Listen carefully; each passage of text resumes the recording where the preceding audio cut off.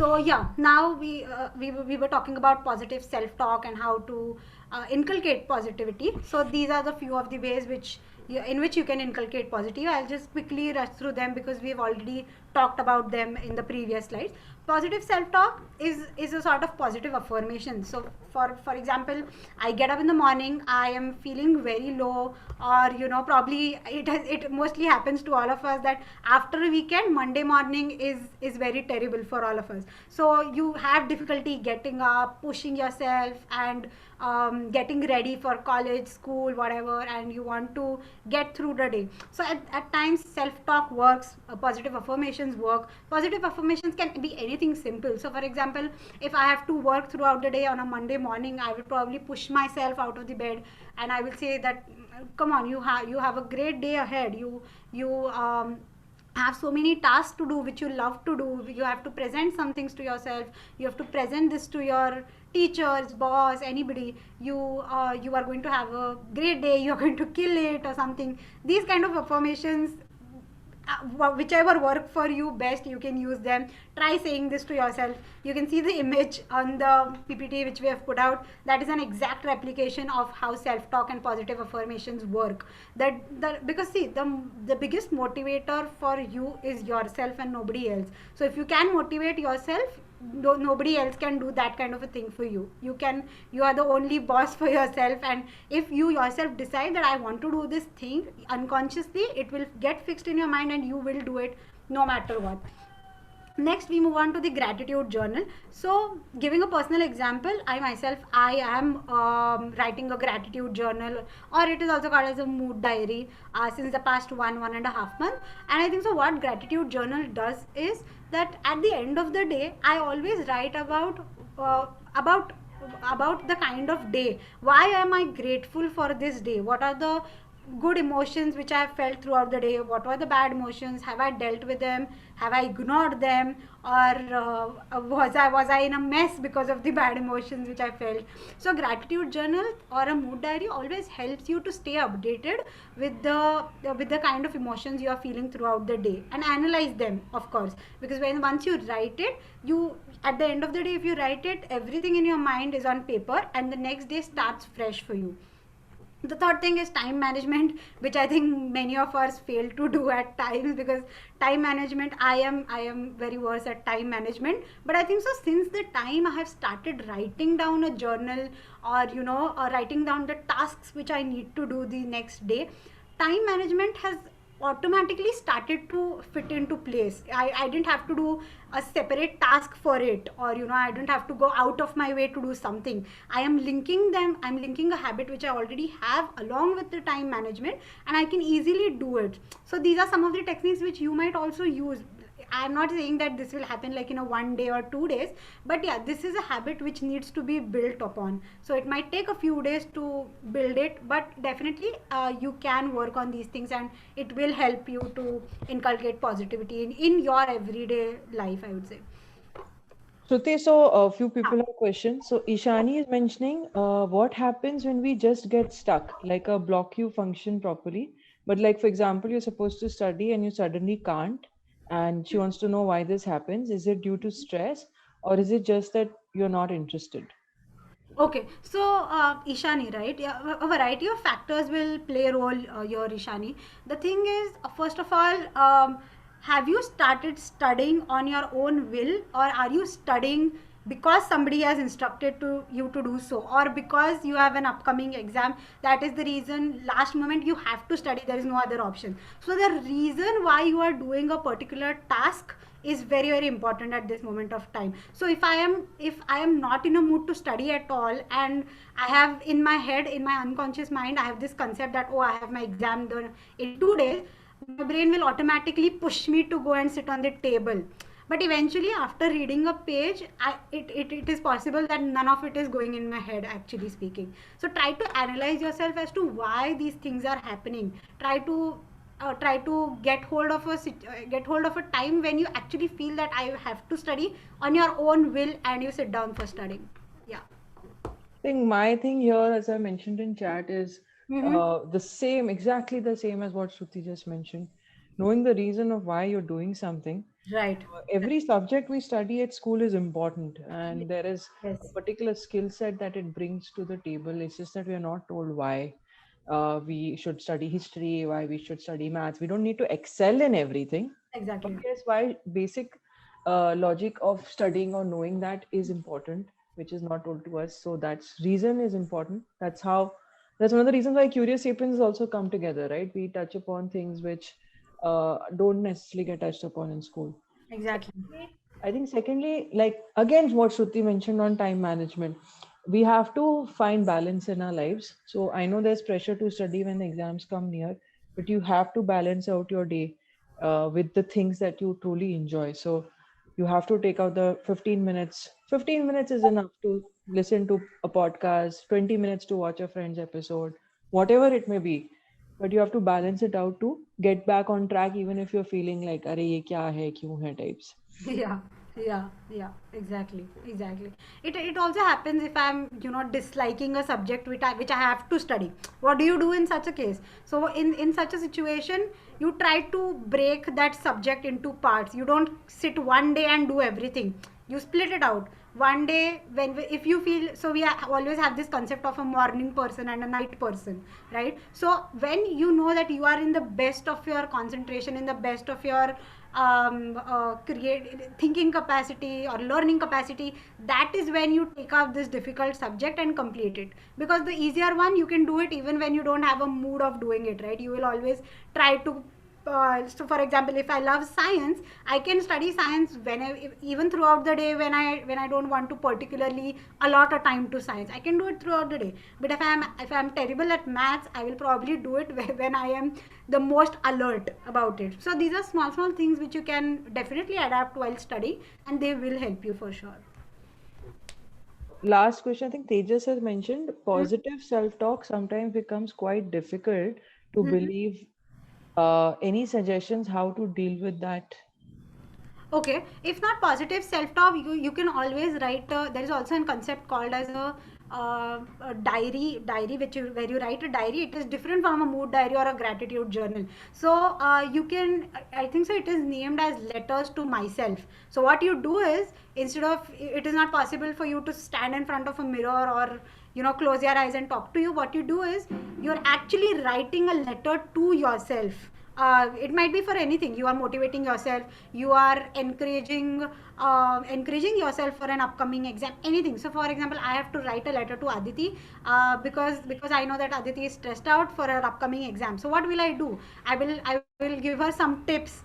I will give her some affirmations that, Aditi, don't worry, try to include this, try to include that, give some time for your hobbies throughout your day, and I'm sure you will excel in your exam. So what am I doing? I am giving the tips to Aditi, which I can also give it to myself, right? But I cannot speak it out. So in that case, what you do is, you write it out.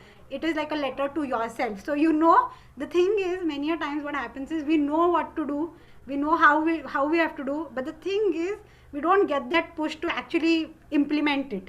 So that is when positive affirmations work. And having said that, positive affirmations are not always verbal. They can be written down. You can hear them. There are a lot of podcasts coming to that. There are a lot of motivational podcasts which you can listen to, which will help you build on that confidence. So there are a lot of things which you can probably do to increase positive self-talk, or the journal writing. You can do a lot of these. One of my friends used this letter to the uh, friend ka concept for herself. And over time, she collected about 10 or 12. Okay. And over time, I mean, 2 saal mein, she had about 10 or 12 letters. So Acha. later on, she stopped writing also, because sometimes when she would want to feel good now, she would Yeah. just open her drawer and read one of the older Yeah. letters. So Yeah. it Yeah. was Yeah. very, very cool that, it just took a few letters to get her going. And then she didn't even need to resort to letters, because it was just something she would just pick out and read and feel good about. Exactly. At times, not picking out and reading would also work, because then you are so into that script, that even if you are feeling having a bad day, that script automatically plays in your head, and you are good to go for the next half of the day. So yeah, it does work. The timeline does matter, like it Yeah. differentiates between people to people. But Like even with gratitude journals, sometimes you can just make a scrapbook, say, yeah, of happy things that have happened during the day, no matter how small or big they are. yeah, Just maintain some sort of a scrapbook. You can draw it, you can, take pictures, stick them in your exactly, scrapbook, whatever it is. Just exactly, mentioning those things and keeping them as an account sort of always helps. right, right. Uh, Even in terms of self-talk, like a lot of my friends, what they do is that if they are struggling with something, even if it's say body image issues or whatever it is, Right, what you can do is that you can put a sort of a reminder, a simple sentence on your mirror and stick it. right, And the yeah, thing is, initially it's going to feel a little weird. It's going to feel, like, okay, this is really funny. yeah, It's really stupid that I'm putting this on my mirror. yeah, But the more you keep seeing it, the more you remind yourself, and the more repetitive it gets, you end up believing in it. exactly. So that's also something that's really helpful. Exactly, exactly. Very true. And what Anmol said, she also talked about the visual thing. So I'm just pasting probably a self affirmation on my mirror. So it is not necessary that I go and read it every day. Even if I'm standing in front of the mirror for probably dressing up, it goes through my eyesight, the quote, and in my unconscious it is automatically getting stored. So it is not necessary to always repeat things to yourself loudly or write it down. Just going Yeah. to them, just looking at them also works at times. So yeah, And it's like everyone has a different way of doing it. So of exactly. course these are the most common ways that Shruti has mentioned. Of course, if there are any other ways that you probably do, that's Yeah, also something, like that works as well. yeah. So Yeah. like one of my friends, is something just very funny that she started that as a kid, every time something good would happen, she would sort of, like collect 10 rupees and keep it in a piggy bank. Oh, And oh. she would just just collect 10 rupees Hmm. and keep it in a piggy bank. It started with say 1 rupee coins and Okay. 5 rupee coins, and then like later on, as she started getting more pocket money, she started increasing her capacity. So Right, every time something happy happened, she would put that in a piggy bank, some right, sort of money, and every time she'd be feeling extremely sad or like right. extremely anxious about something, she'd burst open the piggy bank to understand that, okay, you know what, I've had these millions of happy moments, and Exactly. that I will pass whatever I'm feeling right now Yeah, just because I've had those. So yeah, that those kind of reminders also work. yeah, yeah, yeah. They do, definitely, definitely. Yeah, great. Thanks, Anmol, for sharing that. Okay, going ahead. Um, There are some more comments that have come in. Okay, that's your last slide, no, Shruti, वैसे? Uh, Yeah, yeah. We just have uh, activity after this, so yeah. These are the these are the few first aid for stress kind of a thing. So, as we saw before, once the one where we were doing deep breathing, or we were looking at some soothing colors around us, or touching a few things around us. These were like the quick reactions. The first aid for stress. Specific slide which you can see here are the things which we cannot do immediately, but we can do it after some time, or we can practice them and get into a habit of them. So the first one, questioning emotions, we have already seen that since the first slide. Trigger management, we have seen that. Deep breathing, yes, we have seen that. Mindfulness is the capacity to think at that moment of time. You don't have to think about is what will happen after this, what was happened before that. You think in that moment and react in that moment. um, yeah, one very good concept is of safe space imagery, wherein you think about positive situations or happy moments in your life and all of that. So, and healthy outlet, oh yeah, healthy outlet is an amazing thing, by the way. I Just to give you an example, as I said, I am doing the gratitude journal since a long time. So for me, that is an healthy outlet. Another healthy outlet is, some people like to exercise, like students like to do some aerobics or play some games and all of that. So that is another a very healthy outlet. In psychology, we also have a dance moment therapy, which is also called as the DMT. The DMT is an amazing healthy outlet. If you find a chance to have a look at it, have a look at the videos which are available online, go ahead and do that. It is an amazing thing for the people who love to dance. Um, yeah, exercise is another part of it, replacing the negative thoughts. Yes, we have all talked about all of these things in the slides before, so I'm not explaining them in detail. But yeah, healthy outlet and mindfulness we had not talked about, so I've explained them here itself. So yeah, I think so I am done with the concept thing, what I wanted to explain about stress and emotions. I think now we'll just move on to the activities part, which is a bit interesting for you, all of you. And I hope not now everybody is just unmuting yourself and speaking up, so it becomes like an interaction kind of a thing. So yeah. One thing I just want to add, last thing Sure. here, Shruti. Sure. Guys, so these methodologies that Shruti has just shown to you is obviously to practice over a longer period of time to help hone our immediate responses and even responses that need to be given when even if we have time to respond. The interesting thing is sometimes it's hard to do stuff like this. Someone tells me, Aditi, go do meditation. I'm like, Arey Shruti, nahi hoga mujhse. So another good book to refer to, which I'm sure you guys must have heard of, is Atomic Habits. And in that book, what James Clear mentions a very interesting way, which I also adopted. If you already have a good habit, you can link something new that you're trying to do just around that good habit. Then it will be easier for you to try it and make it a regular part of your life. Uh, your battery is dying. Yeah, yeah, just give me a second. So sorry. So, for example, like in the morning, I'm the type of person, and it's a habit now. I drink this hot lemon honey water, right? Now, that's in my head a positive habit.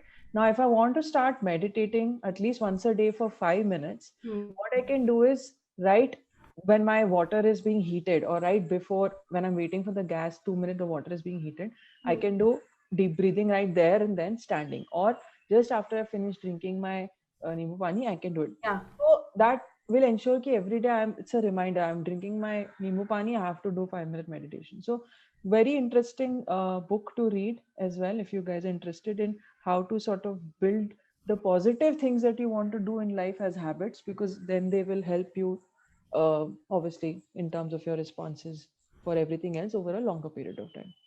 Right, right, right, right. There are a lot of books which we can, which will help in habit management and changing habits or altering habits and all of those. So yeah, you can find them online also. I think so. Even Aditi, we can put up some good books.